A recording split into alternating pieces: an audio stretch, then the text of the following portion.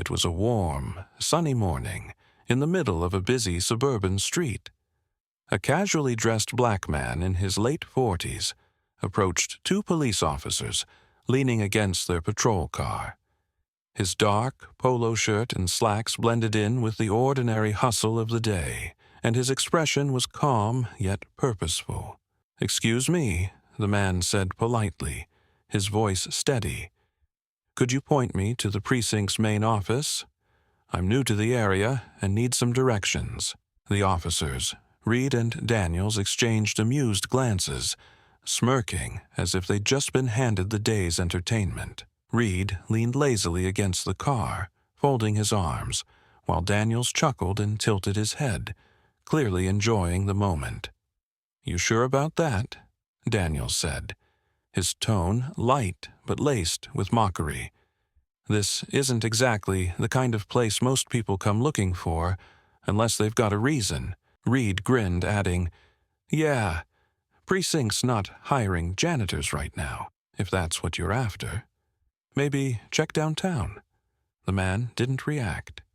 He stood there, calm and composed, his expression steady and unreadable.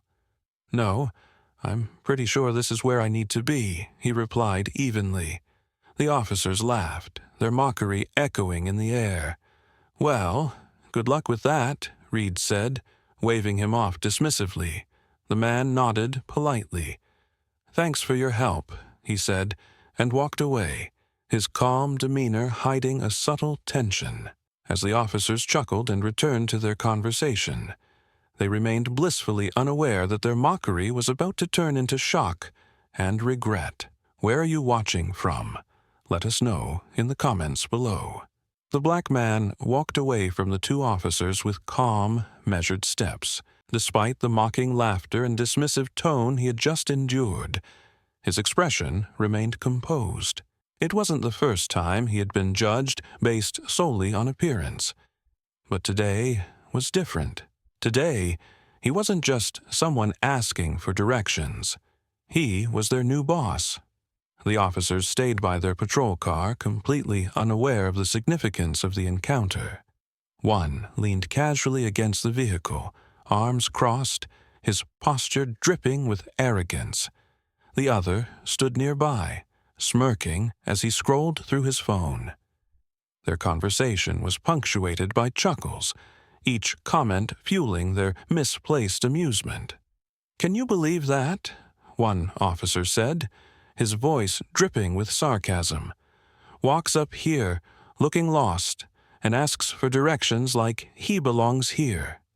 The other officer laughed. "Yeah, probably thought he'd sweet-talk his way into somewhere he's got no business being. Happens all the time." The sun hung high in the sky, casting sharp shadows across the precinct parking lot. The brick building behind them, with its clean and official design, stood as a symbol of law enforcement in the area. Inside, officers moved with purpose, answering phones, filing reports, and exchanging updates. It was a place of order and efficiency. Or, at least, that was how it appeared on the surface. The black man had approached the precinct not to make an entrance, but to observe. Dressed simply in a dark polo shirt and slacks, he wanted to see how people acted when they thought no one important was watching. The interaction outside had already revealed more than he needed to know. Pausing briefly before entering the building, he adjusted the collar of his shirt and took in the scene. The officer's mocking tone still echoed faintly in his mind, not because it affected him personally, but because it spoke volumes about the culture he was about to step into. Meanwhile, outside, the two officers continued their conversation, laughing casually as though they hadn't a care in the world. "Think he figured it out?" one of them joked, the smirk on his face widening. "Maybe he realized he's not in the right place." "Probably," the other replied, shaking his head with a grin. "Wouldn't be the first time." Their laughter carried across the lot, oblivious to the quiet shift in the atmosphere. A few other officers walking by glanced in their direction, their expressions subtly hinting at discomfort. The exchange hadn't gone unnoticed, and though no one said anything, the weight of what had just occurred lingered in the air. Inside the precinct, the black man stepped up to the front desk, where a senior officer greeted him warmly. "Good morning, sir," the officer said, his voice filled with respect. "We've been expecting you. Welcome." He nodded, returning the greeting with a polite smile. This was his first day officially stepping into his new role at the precinct, and he intended to lead with integrity and fairness. However, moments like the one outside were exactly why his presence was needed. Bias, whether overt or subtle, had no place in the organization he was now tasked with leading. The two officers outside were still standing by their patrol car, laughing and exchanging remarks about the man they had so quickly dismissed. They had no idea he had just walked through the doors of their precinct. For now, the black man remained calm, knowing that the truth of who he was would soon be revealed. He didn't need to raise his voice or call them out just yet. He believed in actions speaking louder than words, but the stage was set for an important lesson in respect and professionalism, one they wouldn't forget. As the morning continued, the air seemed charged with anticipation. Inside the precinct, other officers carried on with their duties, while the casual banter outside grew quieter. Something about the black man's quiet confidence had left an impression, even if the officers didn't realize it yet. Change was coming, and the lesson ahead would reshape their understanding of leadership and respect.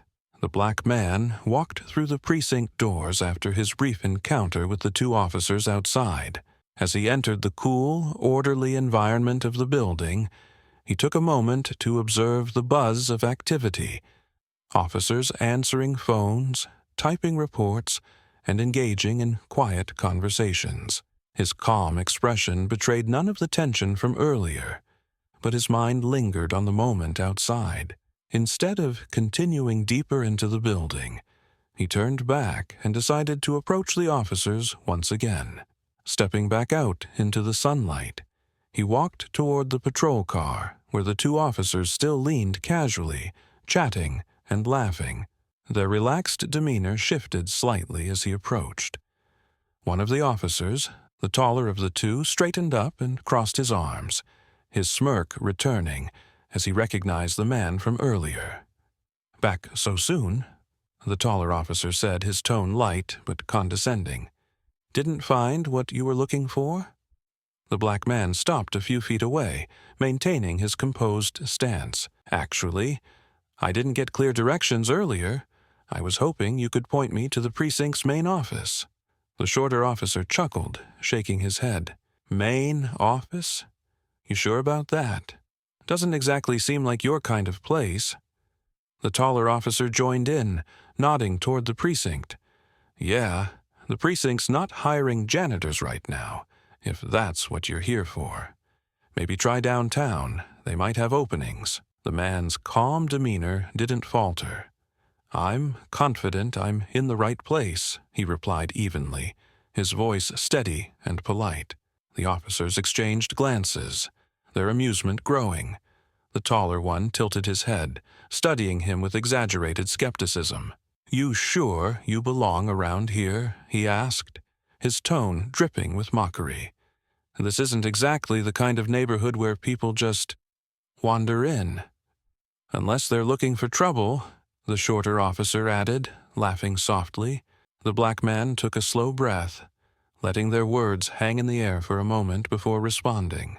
"I'm not looking for trouble, just directions." His calm response only seemed to fuel their arrogance. The taller officer shrugged dramatically. "Well, if you insist," he said, pointing toward the precinct building with a smirk. "Main office is in there. But good luck getting past the front desk without a reason to be here." The shorter officer chimed in, his grin widening. "Yeah, make sure you don't cause any problems. Last thing we need is to waste our time babysitting." Despite their words, The man remained composed, his gaze steady as he met theirs. "Thank you for the directions," he said simply, his voice firm but measured. He turned and began walking toward the building once more. The officers watched him go, their laughter echoing behind him. "Think he'll actually try to get in?" the taller officer asked, shaking his head. The shorter one snorted. "If he does, I give it 5 minutes before they kick him out." Inside the building, the man walked through the busy hallways, greeted occasionally by other officers who nodded respectfully, unaware of the scene that had unfolded outside. The contrast between their professionalism and the behavior of the two officers struck him, though it didn't surprise him. He had experienced this kind of bias before, people assuming they knew everything about him based on a single glance. What mattered now was how he would address it. Back outside, the two officers leaned against their car, their conversation turning into light-hearted banter about other encounters they'd had. They paid no attention to the subtle glances from their colleagues as they passed by. If they noticed the shift in the air, the growing tension, they didn't show it. "That guy's got guts, I'll give him that," the taller officer said, smirking, walking in there like he owns the place. The shorter one laughed. "Yeah, let's see how long that lasts." Unbeknownst to them, the black man they had mocked was already inside the precinct, being greeted with respect and recognition by senior officers. His steps were purposeful as he approached the front desk, nodding to the officer stationed there. "Good morning, sir," the officer at the desk said warmly. "Welcome to the precinct." "Thank you," the man replied. "It's good to be here." He moved deeper into the building, his composed demeanor unchanged. Outside, the officers remained oblivious, still trading sarcastic remarks about the man they had dismissed without a second thought. For now, he let their words hang in the air, knowing their mocking tone would soon give way to silence, and then shock. Their assumptions would be challenged, their arrogance stripped away. But for now, he remained patient, allowing the moment to unfold. The lesson would come soon enough. The black man walked through the precinct doors, leaving the officers' mocking laughter behind him.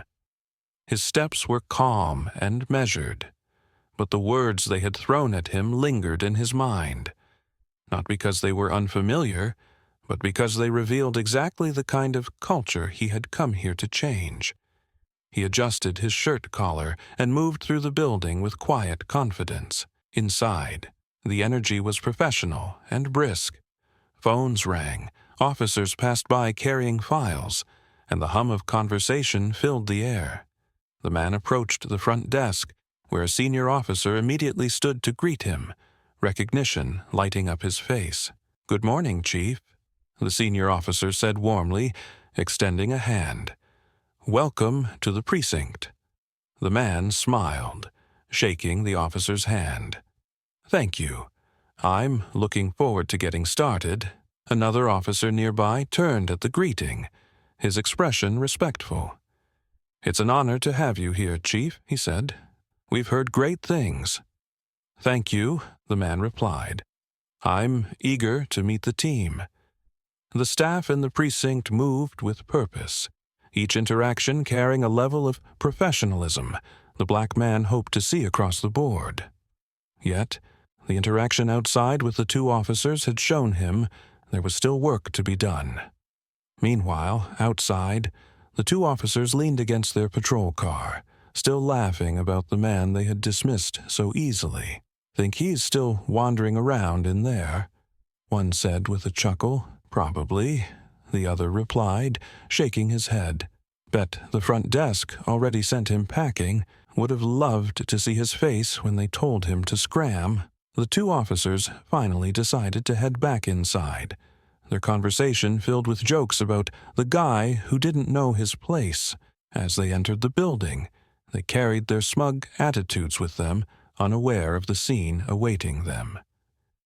Inside the precinct, The black man was now surrounded by senior staff, who were enthusiastically welcoming him. One officer gestured toward the main office area. "Chief, let me introduce you to the rest of the team," he said. "They've been eager to meet you." "Of course," the man replied, his voice calm but commanding. He followed the officer, his presence exuding quiet authority. The two officers entered the precinct moments later, still chuckling to themselves. As they passed by a group of their colleagues, one officer gave them a pointed look. "You might want to keep it down," she said quietly. The new chief just arrived. Reed and Daniels froze mid-step, their smirks fading instantly. "Wait, what?" Reed said, his voice suddenly low. "The chief," the other officer repeated, nodding toward the group gathered around the black man. "He's here." Their laughter vanished, replaced by an uneasy silence. Slowly, they followed the direction of the other officer's nod. There, in the center of the room, stood the man they had mocked earlier. He was shaking hands with senior staff, his composed demeanor unchanged, but now it was clear he was far from the aimless stranger they had assumed. The two officers exchanged a panicked glance, their earlier confidence evaporating. "That can't be," Daniels muttered under his breath. But as they watched, the man turned and was introduced formally. "Everyone, I'd like you to meet Chief Carter," one of the senior officers announced. "He'll be leading this precinct starting today." The room erupted in applause, but Reed and Daniels stood frozen, their faces pale. The black man, now revealed as their new boss, caught their eye briefly, his calm gaze meeting theirs. The subtle tension in his expression spoke volumes. As the applause faded, the chief addressed the room. "Thank you for the warm welcome," he said. "I'm looking forward to working with all of you to uphold the highest standards of professionalism and integrity." The officers nodded respectfully, but the two at the back of the room felt a growing sense of dread as they realized the gravity of their earlier actions. After the introductions, the chief gestured toward Reed and Daniels, who were now trying unsuccessfully to blend into the background. "Officers," he said, his voice firm but not raised. "A word, please." The room fell silent as the two officers stepped forward, their earlier smugness replaced with discomfort. They approached hesitantly, avoiding eye contact. The chief waited until they were standing in front of him. His expression remained composed, but his tone carried an unmistakable weight. "I believe we met earlier," he said evenly. "Or at least, you thought you knew who I was." Reed opened his mouth to respond, but faltered, his usual confidence nowhere to be found. Daniels shifted awkwardly, his face flushed with embarrassment. The chief continued, his voice steady. "This precinct prides itself on professionalism, respect, and fairness. Those aren't just words. They're the foundation of the trust we're supposed to build with the community and with each other. What I experienced outside didn't reflect those values." "Chief, we didn't mean," Daniels began, but the chief raised a hand, silencing him. "Intentions don't matter as much as actions," he said.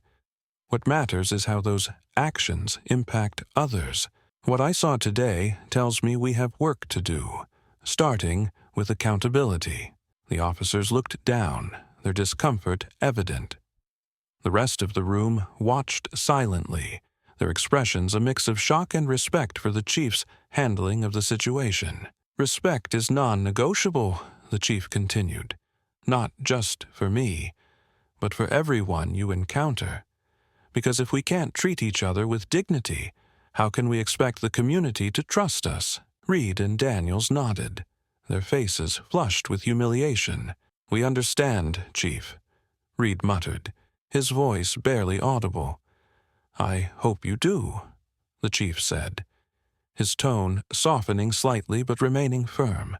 "Because under my leadership, there will be no room for arrogance or disrespect. Every person you meet, regardless of their appearance, deserves professionalism and fairness. Am I clear?" "Yes, Chief," they said in unison, their voices subdued. The chief nodded.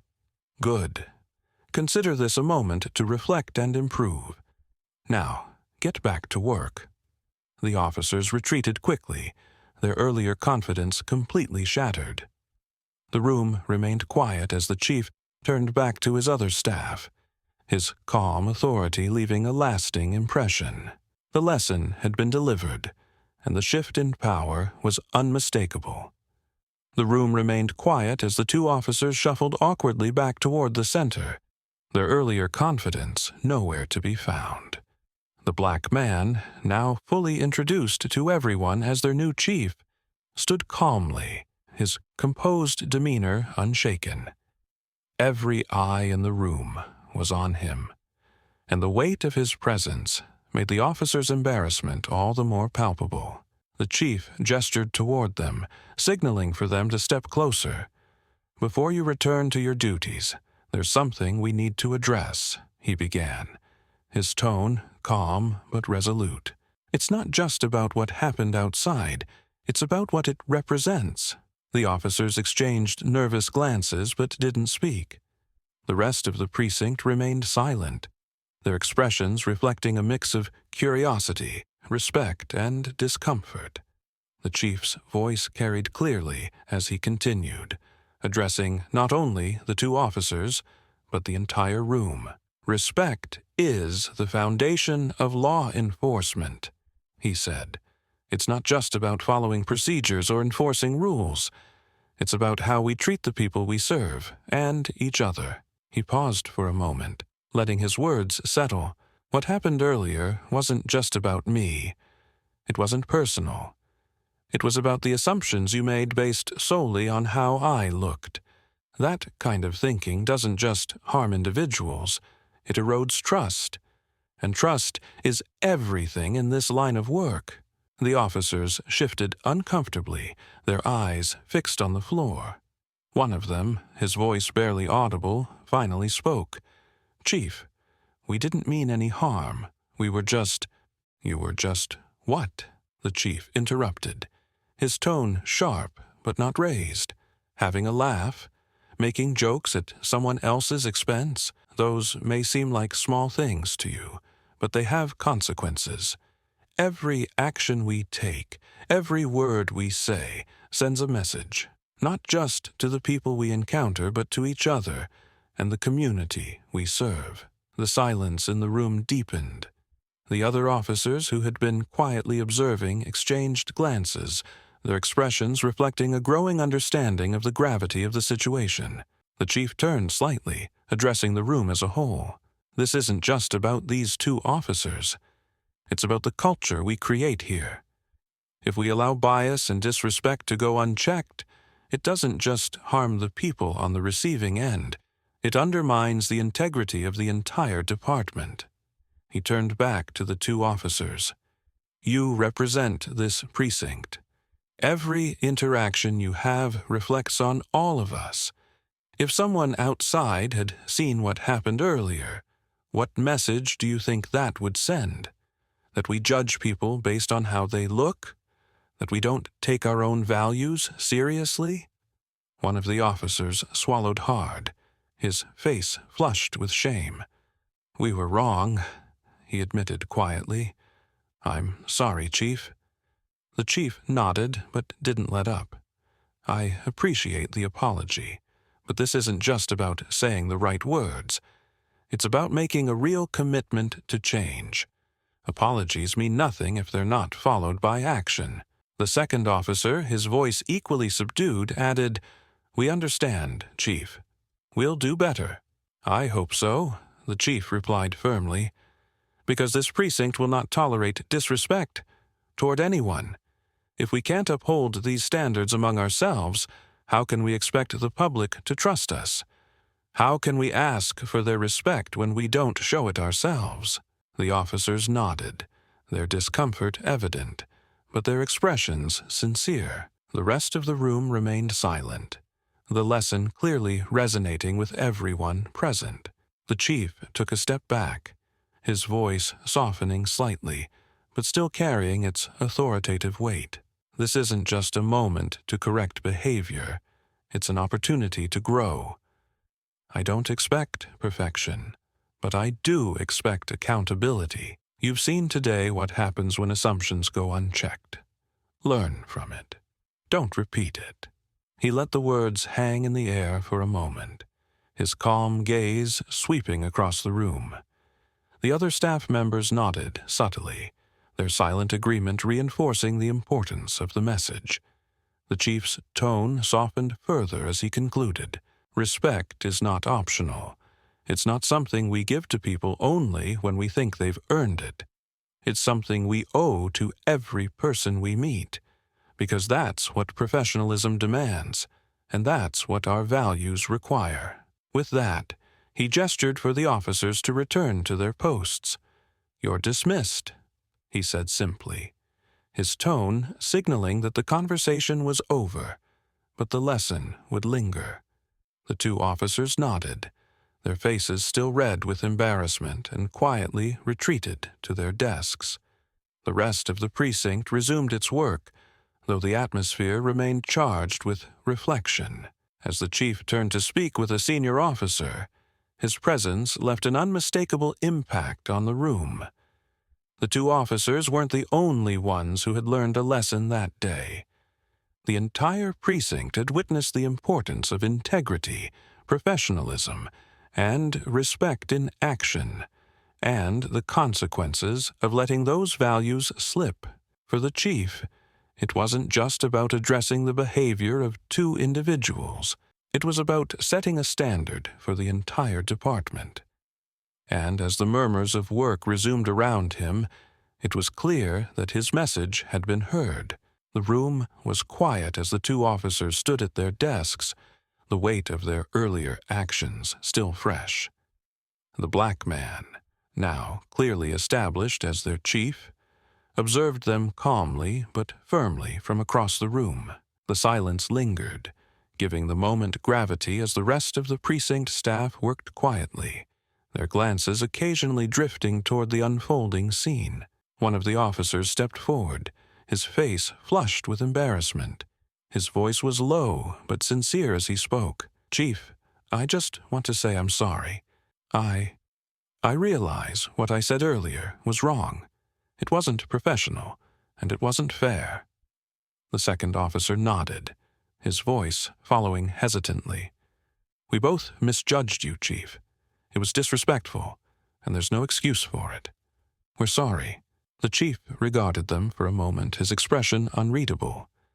Then he nodded slightly, acknowledging their words. "Apologies are a start," he said evenly, "but they can't undo what's already been done. What matters is what you do moving forward." His voice carried just enough to be heard by the rest of the room, who had quietly tuned in, their actions slowing. The chief turned slightly, addressing not only the two officers but the entire precinct. "This isn't just about one incident or two individuals," he began. "It's about the standards we set for ourselves as a department. Respect, integrity, fairness.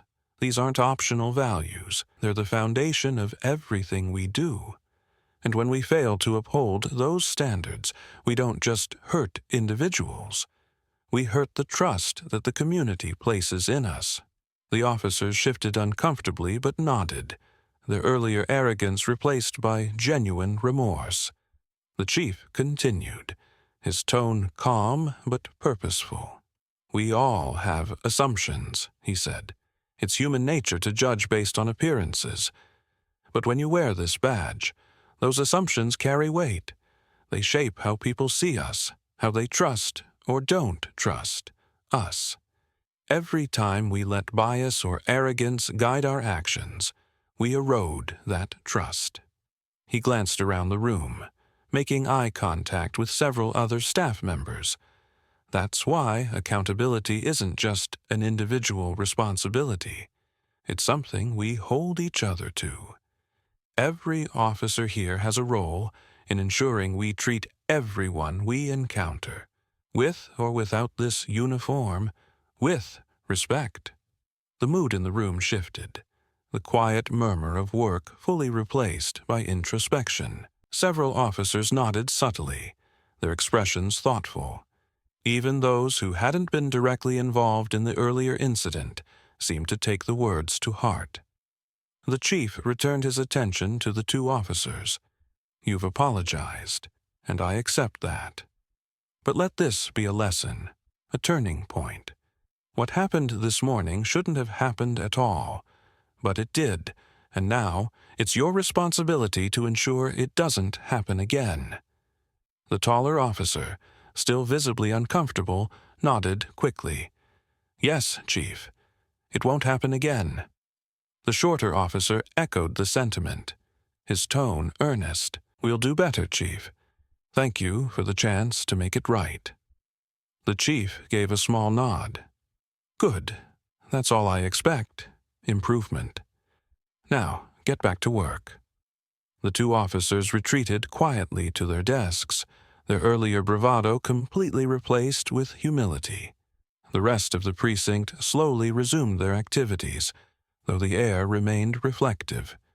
The chief stood for a moment observing the room, before speaking again, this time to the entire staff. "We're all human. We all make mistakes," he said. "But mistakes are only valuable if we learn from them. This morning was a reminder of what happens when we lose sight of our values. Let's not forget it." His words carried a quiet authority, leaving no room for doubt about the kind of leadership he would bring to the precinct. The staff nodded, their respect for him evident in their expressions. The chief turned back to his desk, exhaling softly. The moment had passed, but the lesson remained. For him, this wasn't about asserting dominance or punishing anyone. It was about creating a culture where respect and professionalism were non-negotiable.